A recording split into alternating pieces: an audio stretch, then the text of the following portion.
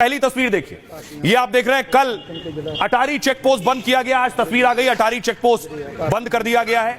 ये बागा अटारी वो रास्ता है जहां से पाकिस्तानी भारत में दाखिल होते हैं और भारत से पाकिस्तान जाने वाले इस रास्ते से जाते हैं। उस चेक पोस्ट को आज बंद कर दिया गया है। तो आतंकिस्तान पर पीएम मोदी ने जो स्ट्राइक की है वो एक एक कर मैं आपको बताऊं।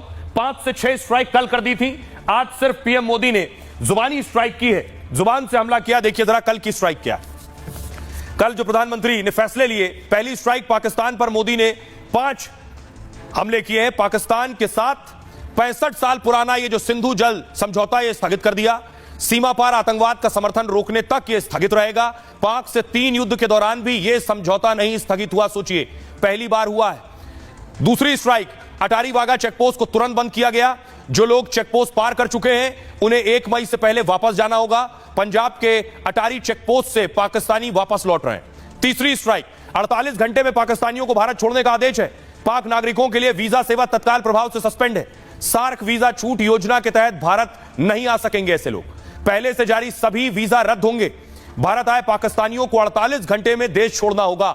पाकिस्तानी नागरिकों के वीजा 27 अप्रैल से अमान्य हो जाएंगे। मेडिकल वीजा को वालों को 29 अप्रैल तक भारत छोड़ना होगा। चौथी स्ट्राइक, पाकिस्तानी उच्चायोग में तैनात सलाहकारों को भारत छोड़ना होगा। भारत भी अपने रक्षा सलाहकारों को इस्लामाबाद से वापस बुलाएगा। उच्चायोग में कर्मचारियों की संख्या 55 से घटाकर 30 की जाएगी। यह कटौती 1 मई 2025 से लागू होगी। मतलब 1 हफ्ते के अंदर भारत छोड़ना होगा। भारतीय नागरिकों को पाकिस्तान की यात्रा से बचने की सलाह दी गई है। जो भारतीय इस समय पाकिस्तान में हैं उन्हें जल्द वापस लौटने की सलाह दी गई है। 5वीं स्ट्राइक, दुनिया भर में पाकिस्तान को अलग थलग करने की रणनीति है। विदेश मंत्रालय में कई देशों के राजदूतों को बुलाया गया। आज पहलगाम में हमले को लेकर उन्हें डिटेल जानकारी दी गई है। जर्मनी, पोलैंड, ब्रिटेन, रूस समेत कई देशों को ब्रीफिंग दी गई है। अब इसकी तैयारी भी शुरू हो गई है। तैयारी इस लिहाज से कि कल ही सिंधु जल समझौता स्थगित किया है। यह तस्वीर मैं आपको दिखा रहा हूं। पहली ये सिंधु रिवर की तस्वीर है। दूसरी तस्वीर मैं आपको दिखाऊं उससे पहले मैं आपको बताऊं ये जो सिंधु जल समझौता है यह समझौता है क्या, बहुत संक्षेप में 6 नदियां हैं। 3 नदियों का पानी भारत इस्तेमाल करता था, 3 नदियों का पानी पाकिस्तान। अब भारत वो नदी रोक देगा वो जो अब तक पाकिस्तान इस्तेमाल कर रहा था। जैसे पूर्वी नदियां जो हैं जिसमें आप देखिए सतलुज नजर आ रही है, ब्यास और रावी आपको नजर आ रही है नीचे, सतलुज, रावी, व्यास। पानी के इस्तेमाल का अधिकार इसके भारत के पास था। उधर देखिए जो आपको नजर आ रही है सिंधु, झेलम, चिनाब, काली पट्टी पर सफेद से लिखा है सिंधु, झेलम, चिनाब। ये 3 जो थी ये पश्चिमी नदियां हैं। इस पर भारत को बिजली और खेती का सीमित अधिकार था, लेकिन पाकिस्तान इसका ज्यादा इस्तेमाल करता था। तो अब इसका पानी भी भारत रोक देगा। और देखिए तस्वीर मैं आपको दिखाने जा रहा हूं, भारत ने पानी रोक दिया। उसकी तस्वीर देखिए, यह तस्वीर डैम की नजर आ रही है, पानी सूख गया है। फुल स्क्रीन लीजिए जरा, इस तस्वीर से आपको अंदाजा होगा असर होने लगा है पाकिस्तान में। डैम की तस्वीर हम आपको दिखा रहे हैं। जो पानी यहां से जाता था यह लगभग कम हो गया है, खत्म होने की तरफ है, जो पाकिस्तान का हलक सुखाने वाला है। अब देखिए कि आखिर यह है क्या सिंधु जल समझौता, जिसके बाद पाकिस्तान मान रहा है कि भारत ने उसके खिलाफ जंग छेड़ दी है। दरअसल सिंधु जल समझौता स्थगित होने से पाकिस्तान बहुत बेचैन है। 1960 में भारत पाकिस्तान के बीच यह समझौता हुआ था, 1960 में जवाहरलाल नेहरू के टाइम में। इसके बाद दोनों देशों के बीच 3 बार युद्ध हुए, लेकिन इससे समझौते पर कोई असर नहीं पड़ा। पहली बार मोदी सरकार ने समझौता स्थगित किया है। दोनों देशों की 6 नदियों का पानी बांटने को लेकर यह समझौता है। समझौते के तहत भारत को 3 पूर्वी नदियों का अधिकार मिला है। इसमें रावी, ब्यास, सतलुज के पानी का अधिकार भारत के पास है।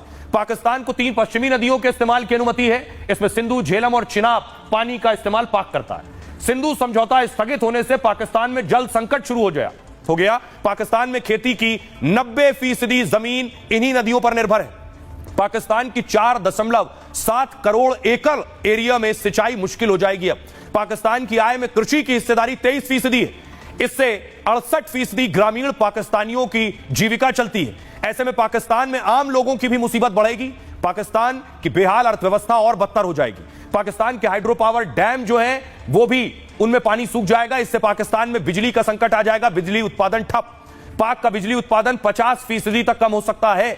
इससे औद्योगिक उत्पादन और रोजगार पर असर पड़ेगा। कुल मिलाकर पाकिस्तान पूरी तरह बर्बाद हो सकता है। 1960 में वर्ल्ड बैंक की मध्यस्थता में समझौता हुआ था। तब जवाहरलाल नेहरू और पाक के राष्ट्रपति अयूब खान ने उस वक्त दस्तखत किए थे इस पर।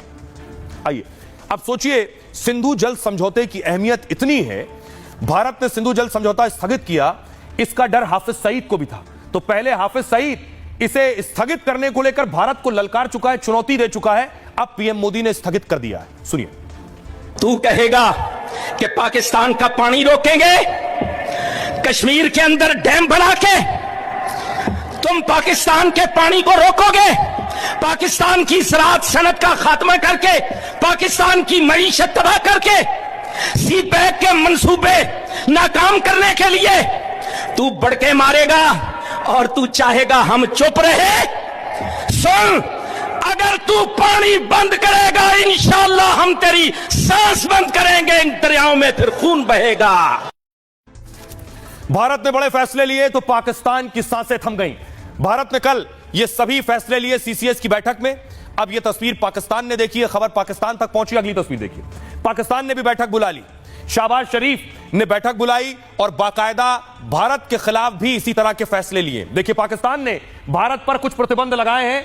जो फैसले भारत ने लिए, अब पाकिस्तान ने उसे कॉपी करने की कोशिश की। पाकिस्तान की पहली गीदड़ भभकी, सिंधु नदी पाकिस्तान के लिए लाइफलाइन जैसी है। यानी भारत ने जो सिंधु जल समझौता स्थगित किया है, पाकिस्तान कह रहा है वो लाइफलाइन है, अंतरराष्ट्रीय संधि भारत अकेले नहीं तोड़ सकता है, वो कह रहा है। सिंधु नदी का पानी रोकना जंग के ऐलान जैसा है, हम सभी क्षेत्रों में भारत को मजबूती से जवाब देंगे।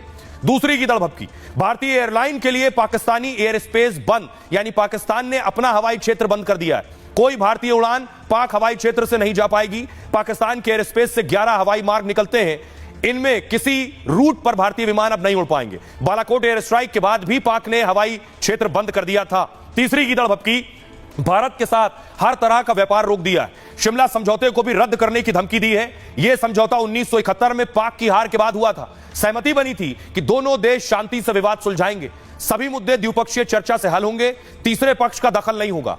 चौथी गीदड़ भभकी, बाघा बॉर्डर को तुरंत बंद करने का ऐलान किया है। पाकिस्तान में सभी भारतीयों का वीजा रद्द किया है। 48 घंटे में भारतीयों को पाकिस्तान छोड़ने का आदेश है। पांचवी गीदड़ भभकी, पाक में भारतीय उच्चायोग की संख्या घटा दी है। पाक में 30 भारतीय उच्चायोग और स्टाफ कम कर दिया गया, बाकी भारतीय स्टाफ 30 अप्रैल तक पाकिस्तान छोड़ दे। यह पाकिस्तान की गीदड़ भभकी है। अब देखिए, इसके बाद पाकिस्तान ने प्रेस कॉन्फ्रेंस की है, सुनिए क्या कह रहा है। जो है ना, वो अपनी जो हमारी इंफॉर्मेशन है कि वो इस वक्त जो है एक ऑल आउट वॉर की जगह जो है पाकिस्तान के शहरों में जो है वो दहशतगर्दी की जो है पूरी पूरी तैयारी कर रहे हैं। और ये टिट फॉर टैट होगा। अगर हमारे शहरों में हमारे सिटीजन्स जो हैं वो महफूज ना हुए, अगर उन पे अटैक हुआ तो ये इंडिया के सिटीजन्स भी जो है महफूज नहीं रहेंगे। इस तरह की कोई यूनिलैटरल जो है एक्शन वो किसी भी कीमत पे नाकाबिल कबूल है। और अगर किसी किस्म की भी डिस्ट्रप्शन हुई तो फिर पाकिस्तान को दो राइट्स हैं, एक तो उसके नतीजे में जो भी एक्शन ले वो लेगा, और दूसरा कि हम भी फिर शिमला समेत जो ट्रीटीज हैं बायलैटरल उसको हम कंसिडर कर सकते हैं, उसको हम भी इन अबेंस कर सकते हैं। पाकिस्तान की एयर स्पेस इंडियन ओन्ड और इंडियन ऑपरेटेड एयरलाइन जो है उनके लिए बंद की जा रही है। अब बड़ी चीज यह है, परीक्षण करने की तैयारी में था, मिसाइल परीक्षण करने वाला था। डर की वजह से पाकिस्तान ने मिसाइल परीक्षण नहीं किया। लेकिन अगली तस्वीर देखिए, भारत ने मिसाइल परीक्षण किया है। यह मिसाइल परीक्षण भारत ने किया है। पाकिस्तान को भी जवाब है कि भारत पूरी तरह से तैयार है।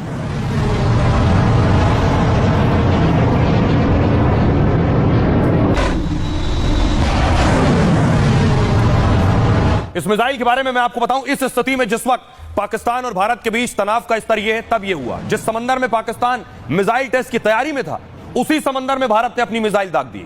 उसने डिस्ट्रॉयर यानी मिसाइल विध्वंसक का सफल परीक्षण किया है। अरब सागर में भारत ने यह परीक्षण युद्धपोत INS सूरत से किया। भारतीय नेवी ने सतह से हवा में मार करने वाली मिसाइल दागी। समंदर में तेजी से उड़ रहे टारगेट पर उसने सटीक हमला किया। स्वदेशी मिसाइल का यह परीक्षण पाकिस्तान को कड़ा पैगाम है। समुद्री सीमा पर हर हमले का जवाब देने में भारत सक्षम है। पाकिस्तान ने मिसाइल टेस्ट करने का ऐलान किया। 24-25 अप्रैल को कराची तट पर परीक्षण करने वाला। अरब सागर में कराची के पास नो फ्लाई जोन का ऐलान किया। दावा है कि पाक मिसाइल की रेंज 480 किलोमीटर।